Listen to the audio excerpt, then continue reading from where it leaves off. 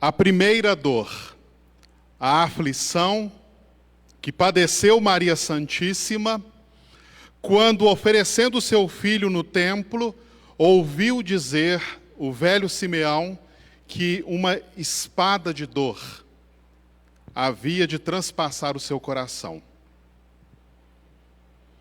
Reverendíssimo Monsenhor Geraldo Magela da Silva, pároco desta paróquia de Nossa Senhora do Pilar e vigário-geral desta diocese,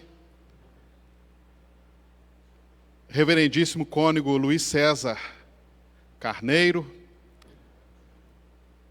caríssimo diácono Rutiero, membros da venerável Irmandade de Nosso Senhor Bom Jesus dos Passos, caros irmãos e irmãs devotos de Nossa Senhora das Dores. 40 dias se tinham passado desde aquela noite do nascimento de Jesus em Belém. Durante esse tempo, quantos acontecimentos extraordinários se deram? Em apenas 40 dias.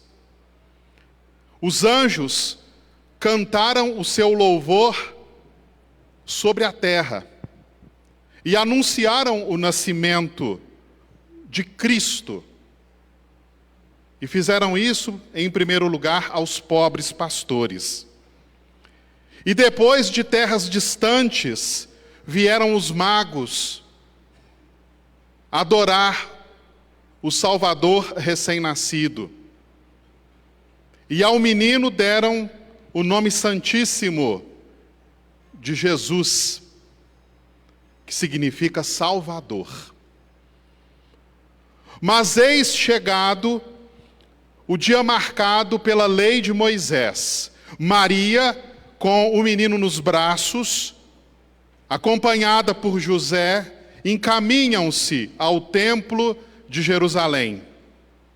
Era necessário cumprir o preceito da purificação da mãe e da apresentação do filho no 40º dia depois do nascimento. Na subida para Jerusalém, nenhuma pompa solene os acompanha. Eles são seguidos apenas pela pobreza, pela humildade e pela modéstia.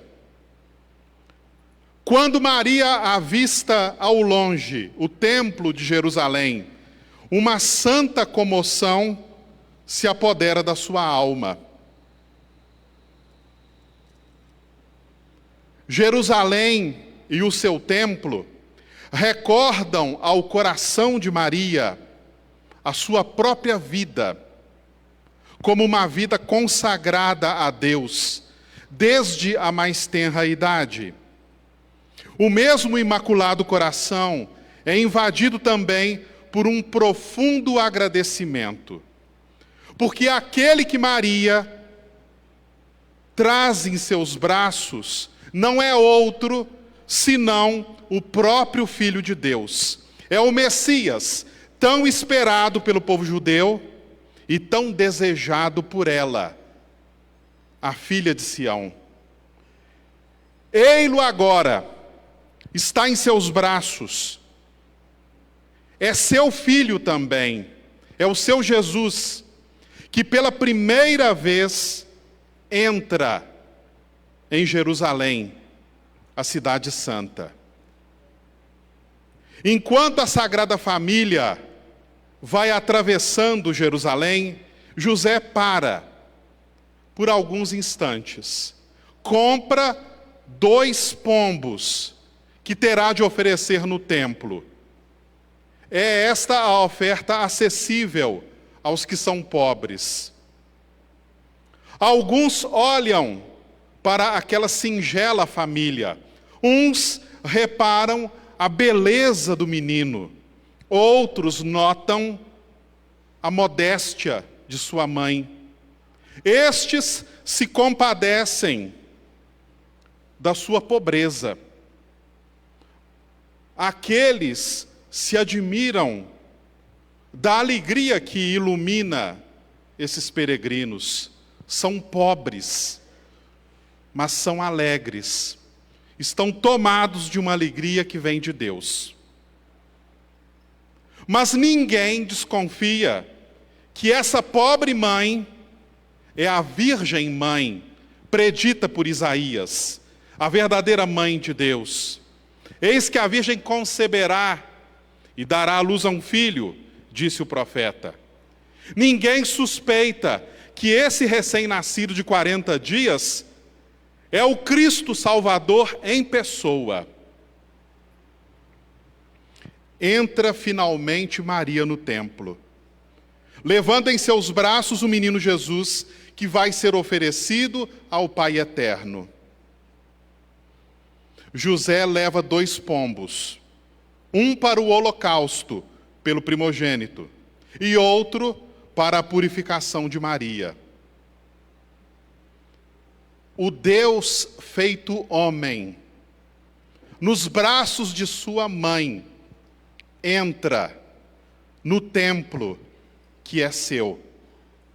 Entra humildemente, entra pobremente. Esse dia é um dia de verdadeira glória para o templo de Jerusalém. O que vem até o templo não é mais um símbolo da presença de Deus, não é mais uma figura da sua proximidade. O que vem até o templo é o próprio Deus. Vem na pessoa do Filho para se oferecer ao Pai. O Filho, a segunda pessoa da Trindade, que se oferece no amor do Espírito ao Pai. Jamais houve, jamais haverá uma oferta semelhante a essa. Mas esse dia, além de ser dia de verdadeira glória para o templo, esse dia também é o dia da generosidade de Maria. Nos outros momentos, nos outros mistérios, Maria recebe. Na sua Imaculada Conceição, Maria recebe uma graça superabundante. Na sua maternidade virginal, outra graça extraordinária. Nos outros mistérios, Maria recebe. Mas nesse dia, no mistério da apresentação, Maria não recebe. Ela oferece. E ela oferece o que tem de mais precioso, o que tem de mais amado por ela. Oferece o seu próprio filho. E se une à oferta que o filho faz de si ao Pai. Esse dia, além de ser o dia de verdadeira glória para o templo, pois Deus em pessoa entra nele. Além de ser o dia da generosidade de Maria, é também o dia da humildade de Maria. Pois Maria se submete ao rito da purificação. Ora, só se purifica quem se tornou impuro. E Maria, que não havia cometido nenhuma falta, nenhum pecado, ela humildemente se apresenta para ser purificada. Assim, tão humilde e pequena, tão desapegada da sua grandeza, tão desapegada da sua grandeza, Maria se ajoelha diante de Deus e deposita o menino Jesus nos braços de Simeão.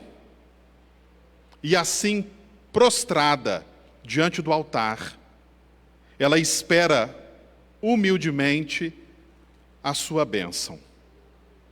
Narra o Santo Evangelho que o Espírito Santo tinha revelado ao velho Simeão que ele não morreria sem antes ver o Messias. É o mesmo Espírito Santo que faz o piedoso Simeão, naquela exata hora, reconhecer em Maria a Virgem Mãe, predita por Isaías, e reconhecer também naquele pobre menino o Cristo, o desejado das nações. Tomado de tão grande alegria, uma santa alegria, aconchegando o menino Jesus ao seu coração, Simeão eleva os olhos aos céus e entoa o louvor a Deus. Agora, Senhor, podeis deixar o vosso servo partir em paz, porque os meus olhos viram, contemplaram a vossa salvação. Cheios de admiração, Maria e José acolhem essas palavras do louvor do ancião. São palavras de louvor que predizem as futuras grandezas do seu filho Jesus. E ninguém melhor do que eles, Maria e José, para saber que esse menino é realmente a luz do mundo, é a glória de Israel, é aquele que vem trazer um reerguimento para os que se encontram caídos na vida. Por isso, ao ouvir essas palavras de louvor saídas dos lábios de Simeão, Maria e José davam infinitas graças a Deus por tão consoladora profecia. Mas quão breve foi essa alegria! Quando Simeão olhou para Maria e estendeu a sua mão para abençoá-la, naquele momento, Simeão rasgou o véu que cobria o futuro e predisse a Maria que o seu filho também seria um sinal de contradição, que muitos se levantariam contra ele. Aquele menino seria um tropeço para os maus e seria a causa de ruína para as suas maldades. E por isso, uma espada de dor haveria de traspassar a sua alma. Naquele momento, a alegria se transformou em dor, a primeira dor. O Messias prometido não seria apenas o Salvador triunfante. O Messias prometido seria também o servo sofredor, o homem das dores, predito por Isaías. Naquele momento, Maria descobriu que o seu filho seria contrariado na doutrina, porque tido como ímpio, seria contrariado na avaliação pública, porque visto como o filho de um pobre carpinteiro, ele que é filho de Deus em primeiro lugar. Seria contrariado na sua sabedoria, porque indagavam de onde vinha tanto saber. Seria tratado como louco, como possesso do demônio. Seria desprezado como se fosse um bêbado, tido como malfeitor, como um criminoso digno de morte. Com o entendimento iluminado pelo Espírito Santo, Maria começou a adentrar, desde aquele dia, no mistério da paixão de Cristo. Uma espada transpassará a tua alma. O que significa isso em termos concretos? Maria, tu verás a morte do teu filho. Não pode existir palavra mais dolorosa para a mãe de um recém-nascido do que esta. o anúncio de que um dia ela verá a morte do próprio filho. Popularmente dizemos que a ordem natural das coisas é esta: que os filhos enterrem seus pais. Mas é extremamente doloroso quando a ordem natural se inverte. Os pais, a mãe, enterra seu próprio filho. No cerne dessa dor enquanto experiência está justamente esse fato.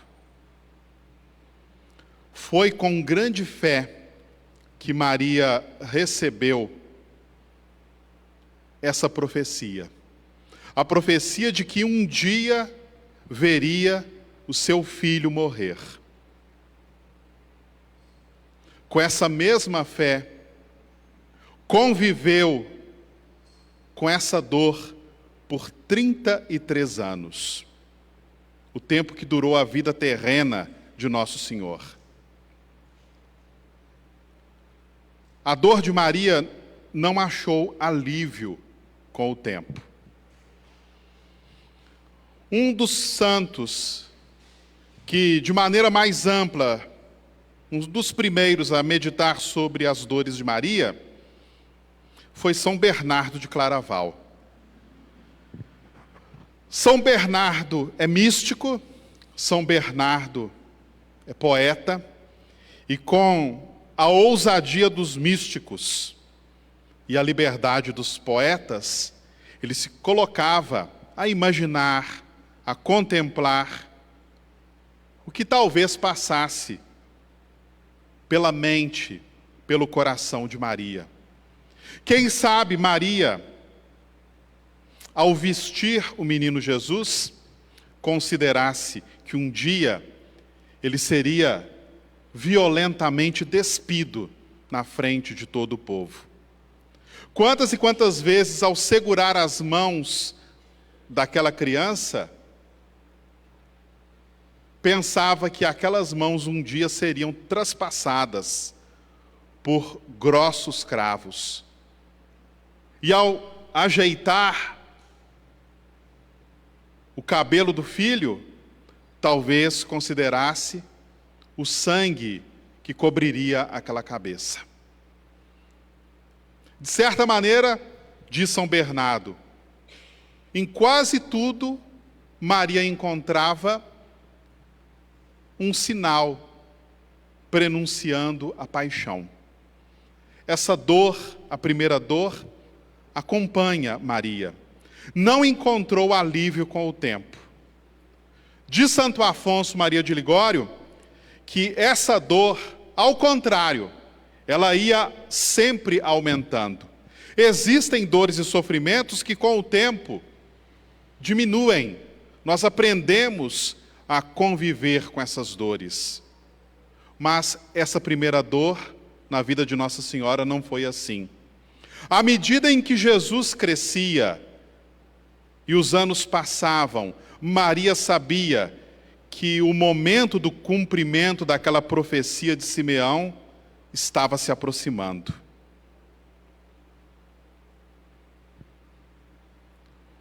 Um outro piedoso autor, a sua via sacra é na Quaresma muito rezada em São João del Rei, o missionário lazarista, padre João Batista Cornalhoto, num dos seus sermões sobre as dores de Nossa Senhora, assim diz, que quando um animal é ferido por uma flecha, mas consegue escapar vivo, por onde ele vai, ele leva a sua dor. Porque leva cravada na sua carne a flecha que o feriu. E ele se serve disso para fazer uma comparação. Diz que Nossa Senhora, no Templo de Jerusalém, no dia da apresentação, foi ferida por essa profecia. E essa profecia, cravada no coração, cravada na alma de Nossa Senhora, a acompanhou por todos os dias. De tudo isso, então, que até agora recordamos, o que pode nos ensinar essa primeira dor? Nesta vida, todos nós passamos e passaremos por sofrimentos. Não há pessoa no mundo que não sofra. Por isso o mundo tantas vezes se mostra como um vale de lágrimas. Todavia, como seria ainda mais triste a nossa vida se cada um soubesse de antemão os sofrimentos que no futuro teria de enfrentar. Mas o Senhor Deus tem compaixão de nós e não nos deixa ver todas as dores que nos esperam no caminho da vida. E assim, e agindo assim, Deus nos poupa de sofrer por antecipação. Cada coisa a seu tempo, cada dor em seu próprio momento. Deus assim nos poupa. Mas assim não aconteceu com a Virgem Maria. Ela é a mãe de Cristo e Cristo passará pela cruz. Por causa dessa primeira dor, Maria teve sempre diante dos seus olhos o sofrimento que iria padecer. Ela soube por antecipação. E aqui entra o que é admirável na Virgem Maria e o que dela podemos e devemos aprender. Ainda assim, sabendo por antecipação o que haveria de sofrer por causa daquele filho, que morreria de morte violenta diante dos seus olhos, ainda assim, Maria não voltou atrás no seu sim. No sim dado a Deus no dia da anunciação. Aqui podemos notar a grande diferença que tantas vezes se estabelece entre nós e a Virgem Maria.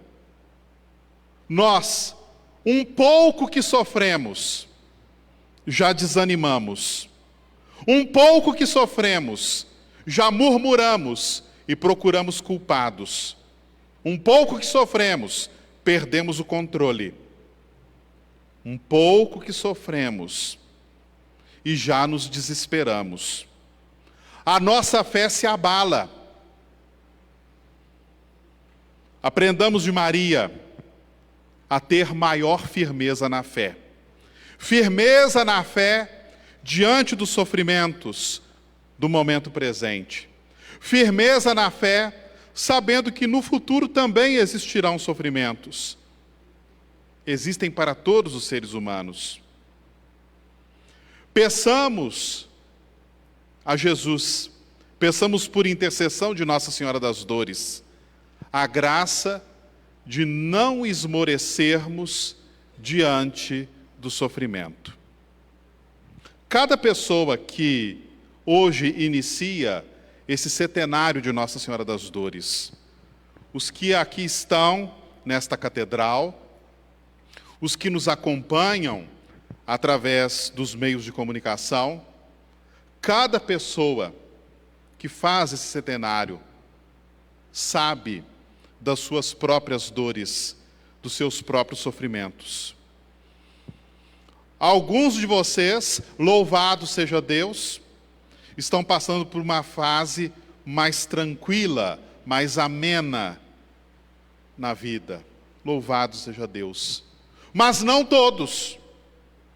Alguns dos que aqui estão, outros tantos dos que nos acompanham, fazem esse centenário unindo as suas lágrimas, as lágrimas de Nossa Senhora, unindo as suas dores, as dores da Virgem Maria.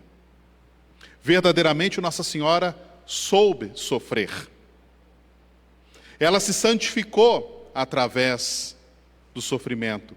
Ela cresceu na fé e nas demais virtudes, mediante o sofrimento. Peçamos a Nossa Senhora que esta obra, que é obra divina, se realize também em cada um de nós. Nos unamos em oração, de um modo muito especial, por todas as pessoas que nesse momento estão atravessando grandes tribulações. Algumas nós conhecemos, outras não, mas Deus sabe quem são. Nossa Senhora sabe o nome de cada uma delas. Façamos dessa nossa oração uma oração verdadeiramente solidária, um verdadeiro gesto de amizade social, onde nós, com a nossa prece, a partir do dia de hoje, rezamos por todos os sofredores do mundo, por todos os que enfrentam grandes tribulações. A própria intenção do apostolado da oração para esse mês de março nos recomenda rezar por aqueles cristãos que vivem nesse momento verdadeiras situações de martírio. Cristãos que são perseguidos em países de regimes autoritários, ditatoriais. Cristãos que são vítimas de atentados dentro das suas próprias igrejas. Cristãos que são perseguidos como se fossem verdadeiros animais. Essas situações acontecem hoje. Por isso, ao considerar a primeira dor, ao considerar a fé extraordinária da Virgem Maria, ao conviver com essa dor ao longo de toda a vida terrena de Jesus. Em Maria, a fé foi maior do que a dor. E a graça que o Espírito Santo quer oferecer a cada um de nós, nesse primeiro dia de setenário, é justamente essa. A graça de sermos de tal maneira robustecidos, fortalecidos na nossa fé, que a nossa fé se torne maior que a nossa dor. Que a nossa fé se torne maior do que o nosso sofrimento.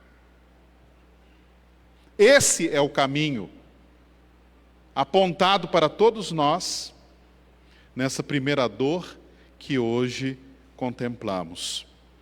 Unamos as nossas dores às dores de Maria, unamos as nossas lágrimas às lágrimas de Maria e peçamos esta fé, uma fé maior do que a dor. Aí sim, veremos maravilhas de Deus na nossa vida. A nossa fé é pequena, vacilante, é verdade.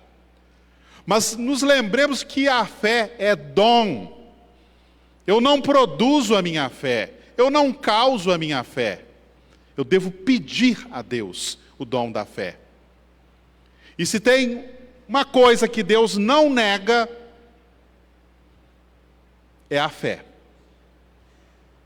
Aquele que pede a Deus o dom da fé, aquele que persevera na súplica por uma fé cada vez maior, cada vez mais fortalecida, a esse Deus não nega, e a sua fé será aumentada.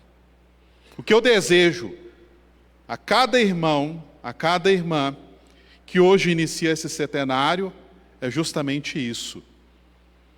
Que você atravesse esses dias de coração aberto à palavra de Deus. Nos ensina a carta aos Romanos que a fé vem pelo ouvir a palavra de Deus.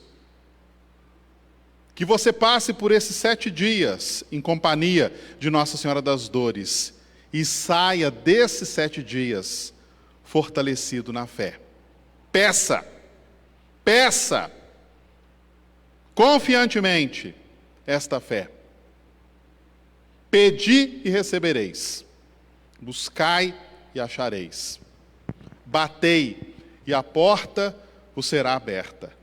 E o nosso pedido é esse: Senhor, aumenta a nossa fé. Senhor, faz com que a nossa fé seja maior do que a nossa dor, maior do que os nossos maiores sofrimentos, para que assim